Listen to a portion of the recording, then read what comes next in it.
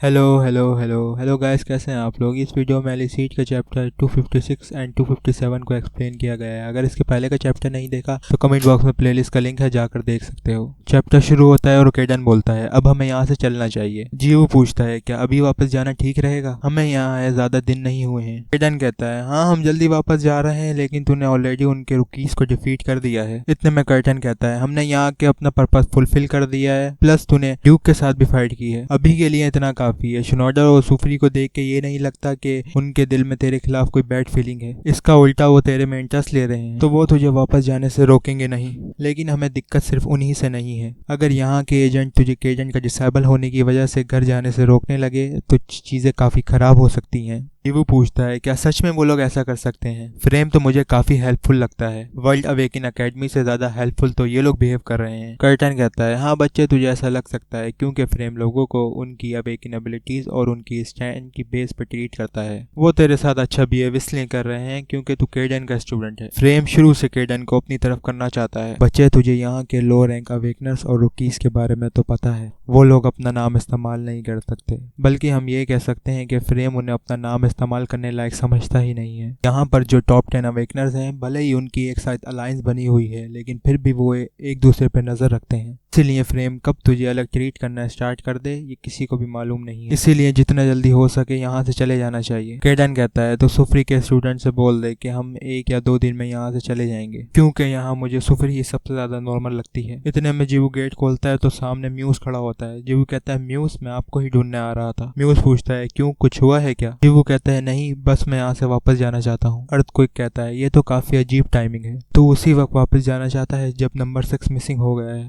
Muse कहता है, earthquake, अभी तक कुछ भी कंफर्म नहीं हुआ है। अर्थक्वेक कहता है, हाँ, लेकिन तू खुद ही देख सकता है कि चीजें कैसे चल रही हैं। जीवू पूछता है, क्या आप मुझे बता सकते हो कि आखिर चल क्या रहा है? म्यूज पूछता है, सर जीवू, क्या नंबर 6 आपसे रात में मिलने आया था? जीवू कहता है, हाँ, वो कल मुझसे मिलने आया था। म्यूज कहता है, हम कल रात से नंबर 6 को ढूंढ रहे हैं। हमने सुना कि नंबर 6 आपसे मिलने के बाद वापस नहीं आया। जीवू कहता है, क्या तुम्हें नहीं लगता कि वो कहीं और भी जा सकता है? म्यूज कहता है, हमारे रुकीज रात 10 बजे के बाद बिना परमिशन के कहीं भी नहीं जा सकते, पर नंबर 6 कल रात वापस नहीं आया, हम उसी को ढूंढ रहे हैं। जीवू पूछता है, आपको क्या लगता है कि नंबर 6 के साथ क्या हुआ है? अर्थक्वेक कहता है, अगर तूने यहाँ के सारे सर्विलियंस कैमरा को डिस्ट्रॉय नहीं किया होता तो हमें पता लग जाता कि नंबर 6 कहाँ है। उन सारे कैमरास को इलेक्ट्रिक एट्रीब्यूट से खराब किया गया है। जीवू सोचता है, क्या वो लड़का सच में मिसिंग हो गया है? म्यूज कहता है, सर जीवू, इस चीज के लिए माफ करना, लेकिन आपको थोड़ा कोऑपरेट करना पड़ेगा। सीन शिफ्ट होता है और स्टूडेंट कहते हैं, तुम्हें क्या लगता है नंबर 6 कहाँ गया होगा? हमें तो बस इतना मालूम है कि वो सर जीवू से मिलने के बाद वापस नहीं आया है। क्या तुम ये तो नहीं बोलना चाहते कि ये सब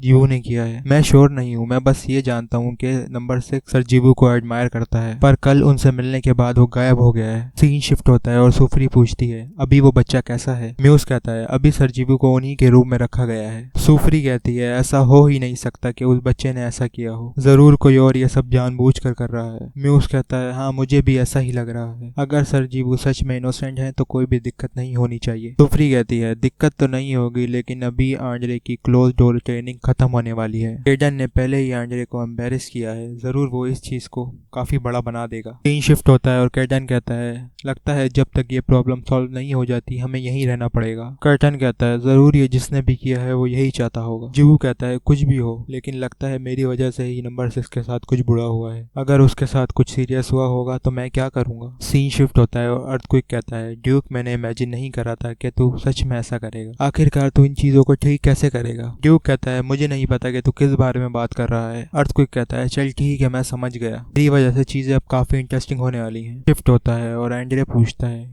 क्या तुझे सच में लगता है कि इन सब चीजों के पीछे शिनोडर के स्टूडेंट का हाथ है? अर्थक्वेक कहता है, हाँ मास्टर, वो मुझे बता नहीं रहा, लेकिन मैं श्योर हूँ। आंद्रे बोलता है, इससे क्या फर्क पड़ता है, क्योंकि इन सब का इल्जाम डालने के लिए हमारे पास केडन का स्टूडेंट तो है ही। अगर हम ऐसा करेंगे तो केडन को बीच में आना ही पड़ेगा। सीन शिफ्ट होता है और हम देखते हैं म्यूज चीखते हुए कहता है, मैडम, प्रॉब्लम हो गई है, जीवू को जबरदस्ती सर एंड्रे के पास ले गए हैं। सीन शिफ्ट होता है और एंड्रे कहता है, ड्यूक, मैंने सुना कि फिलहाल में क्या क्या हुआ है, उन सब चीजों से तुझे काफी प्रॉब्लम हुई होगी। ड्यूक कहता है नहीं सर, इसमें चिंता करने वाली कोई बात नहीं। आंद्रे कहता है मैं तुम्हारी कंट्रीब्यूशन को नहीं भूलूंगा, मैंने अर्थक्वेक को तुम्हारा अच्छे तरीके से ध्यान रखने को कह दिया है। ड्यूक कहता है थैंक यू सर। इतने में अर्थक्वेक वहाँ पे जिवू को लेके आ जाता है। ड्यूक कहता है मैंने तो ये सब एक्सपेक्ट नहीं किया था कि सर आंद्रे भी बीच में आ जाएंगे, चीजें तो और भी इंटरेस्टिंग हो रही हैं। आंद्रे सोचता है मैं जानता था कि ये टैलेंटेड है, लेकिन ये नहीं पता था कि इसे केडन का स्टूडेंट बने हुए 1 ही साल हुआ है। आंद्रे कहता है ओए बच्चे, लग रहा है हम वापस मिल रहे हैं। इतने में केडन कहता है मुझे लगा था कि जिवू कोई लेके गया है, लेकिन ये नहीं पता था कि वो आंद्रे होगा। केडन कहता है जरूर ये पुरानी चीजों का बदला उतार रहा होगा। इतने में आंद्रे कहता है बता तूने हमारे रुकी के साथ क्या किया है। जिवू कहता है हमने बस थोड़ी देर बात की थी, मुझे भी उसके गायब होने का नेक्स्ट डे पता लगा है। आंद्रे कहता है तो तुम्हें क्या लगता है कि वो कहाँ गया है। जिवू कहता है मुझे नहीं मालूम कि वो कहाँ पर है। आंद्रे कहता है तुम ऐसा अनश्योर जवाब नहीं दे सकते, क्योंकि नंबर 6 तुमसे मिलने के बाद ही गायब हुआ है और वहाँ के सारे सर्विलियंस कैमरा तुम्हारी पावर से डिस्ट्रॉय हुए हैं। जिवू कहता है हाँ, लेकिन आपके पास ऐसा कोई एविडेंस नहीं है कि मैंने ही उसको गायब किया है। ये सुनकर अर्थक्वेक जिवू के चेहरे पे एक लात मार देता है। ये देखकर केडन और कर्टन गुस्से में आ जाते हैं। अर्थक्वेक कहता है आखिर सर एंड्रो के साथ बात करने की तेरी ऐसी हिम्मत कैसे हुई। जिवू कहता है क्या मैंने कोई गलत बोला है, तुम्हारे पास कोई एविडेंस ही नहीं है। ये सुनकर अर्थक्वेक जिवू को दोबारा से मारने लगता है। इतने में कर्टन बोलता है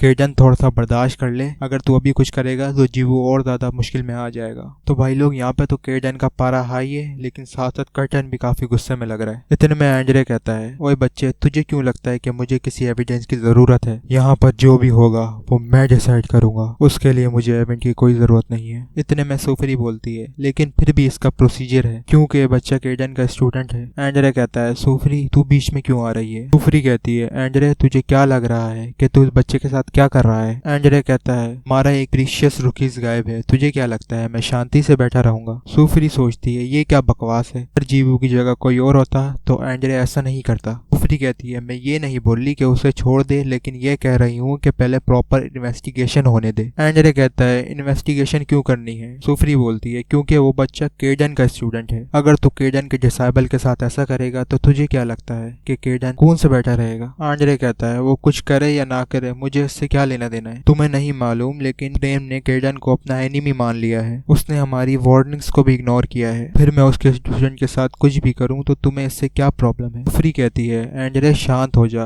केडन काफी स्ट्रांग है, उसको अपना एनिमी बनाना अच्छा नहीं होगा, और तू तो उसकी पर्सनैलिटी जानता ही है, जब तक हम सब मर ना जाए तब तक वो हमें नहीं छोड़ेगा। और तू तो केडन की पर्सनैलिटी जानता है, अगर तुझे केडन को रोकना है तो हमारी जरूरत लाजमी पड़ेगी। एंड्रे कहता है क्या तू ये कहना चाहती है कि हमारा फ्रेम केडन के सामने अपना सर झुका दे। ऐसे ही वीक थॉट की वजह से केडन अपनी लिमिट भूल गया है, मुझे पर्सनली लग रहा है कि हमें उसे एक अच्छी वार्निंग देनी चाहिए। इतना बोल के वो जीवू को क्रश करने लगता है। क्यूक सोचता है आज फाइनली वो दिन है जब जीवू मरने वाला है। एंड्रे कहता है हमारे फ्रेम को ऑफेंड करने की पनिशमेंट इसको मिल के रहेगी। इतने में वहाँ पे इलेक्ट्रिसिटी गिरती है और केडन कहता है क्यों ना ये पनिशमेंट मैं तुझे दे दूं। और इसी के साथ ये चैप्टर खत्म होता है। तो भाई लोग फाइनली केडन की ह्यूमन फॉर्म में एंट्री हो चुकी है। इसके बाद हमें नेक्स्ट चैप्टर में फाइट देखने को मिलेगी। सैली सीड की जो स्टोरी है वो काफी ज्यादा इंटरेस्टिंग होने वाली है। भाई लोग ये मेरी स्टार्टिंग की वीडियो है तो मुझे करेक्टर के नाम प्रोनाउंस करने में थोड़ी सी दिक्कत हो रही है, लेकिन परेशानी वाली कोई बात नहीं है, आहिस्ता हम लोग इम्प्रूव करेंगे। और अगर आप लोगों को ये एक्सप्लेनेशन अच्छी लगी हो कमेंट सेक्शन में अपना ओपिनियन लाजमी देना। मिलते हैं नए चैप्टर में, बाय बाय।